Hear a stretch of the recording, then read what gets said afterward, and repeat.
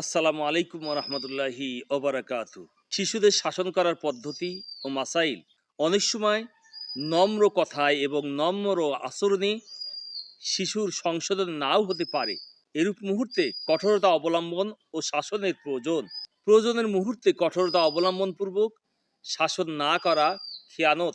শাসন ও শাস্তি প্রদানের কয়েকটা পদ্ধতি হতে পারে, যথা 1 নম্বর তিরস্কার করা, 2 নম্বর ধমক দেয়া, 3 নম্বর কড়া কথা বলা, 4 নম্বর হাত বা লাঠি দ্বারা মারা, 5 নম্বর আটক করে রাখা, 6 নম্বর কান ধরে উঠা বসা করানো, 7 নম্বর ছুটি বন্ধ করে দেয়া।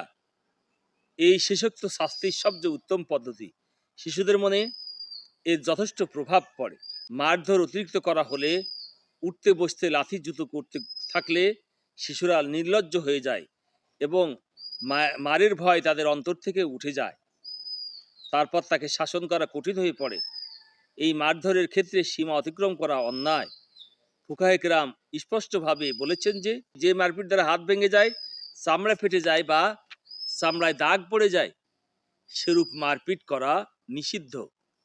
কোনো পিতা বা উস্তাদ এরূপ মারধর করলে তিনি শাস্তির যোগ্য। মনে রাখতে হবে, অতিরিক্ত শাস্তি প্রদান করা জুলুম। মারধরের ক্ষেত্রে সীমা অতিক্রম করা থেকে বাঁচার উপায় হলো রাগের মুহূর্তে মারধর না করা, কেননা রাগের মুহূর্তে ব্যালেন্স ঠিক থাকে না। রাগ ঠান্ডা হওয়ার পর কতটুকু অন্যায় এবং তার জন্য কতটুকু কিভাবে শাস্তি দেওয়াটা উপযোগী তা চিন্তা ভাবনা করে শাস্তি দিতে হবে। হাদিসেও রাগান্বিত অবস্থায় বিচার করতে নিষেধ করা হয়েছে। খুব বেশি রাগ এসে গেলে রাগ দমন করার পদ্ধতি সময়ের উপর আমল করবে। নিজের অতীত, বর্তমান ও ভবিষ্যৎ সম্পর্কে চিন্তা ভাবনা করা যে আমি নাপাক পানি থেকে তৈরি এবং বর্তমানেও আমার পেটে নাপাক ভরা, চোখে মুখে ও নাকের ভিতর ময়লা ভরা, আর মৃত্যুর পর আমার সব কিছু পচে গেলে দুর্গন্ধময় হয়ে যাবে ইত্যাদি। এই কথা চিন্তা করা যে সমস্ত গুণ মূলত আল্লাহরই একান্ত দান, আমার বুদ্ধি বা বাহুবলে তা অর্জিত হয়নি, নতুবা আমার চেয়ে কত বুদ্ধিমান বা শক্তিশালী ব্যক্তি এই গুণ অর্জন করতে পারেনি। অতএব আল্লাহর অনুগ্রহে যা অর্জিত হয়েছে তার জন্য আমার অহংকার বা বরত্ববোধ করা বোকামি বই কি, বরং এর জন্য আল্লাহর সামনে আমার বিনয়ী হওয়া উচিত। 3 নম্বর, যাকে ক্ষুদ্র তুচ্ছ মনে হবে, মনে না চাইলেও জোর জবরদস্তি তার সাথে নম্র ব্যবহার করতে হবে। অভাবী ও গরিব শ্রেণীর লোকদের সঙ্গে বেশি উঠাবসা রাখতে হবে। এরপর মৃত্যুকে বেশি বেশি স্মরণ করতে হবে। নিজের দোষ ত্রুটি, নিন্দা, অপবাদ শুনেও প্রতিবাদ না করা।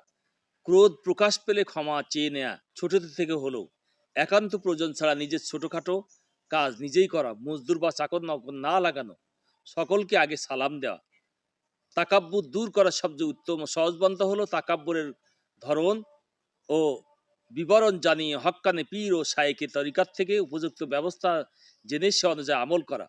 কারণ নিজে তাকাব্বুরের ধরন ও প্রতিকারের পন্থা বুঝতে অনেক সময় কঠিন হয়ে থাকে। কখনো অতিরিক্ত শাস্তি দেওয়া হয়ে গেলে শাস্তি দেওয়ার পর তাকে আদর্শ হাত করে অনুগ্রহ করে খুশি করে দিবে। বকবকি ও ভৎসনা করার ক্ষেত্রেও সীমা অতিক্রম করবে না। লাগামহীনভাবে মুখে যা আসে বলবে না, বরং পূর্বে চিন্তা করে নিবে কি কি শব্দ প্রয়োগ করা সমীচীন।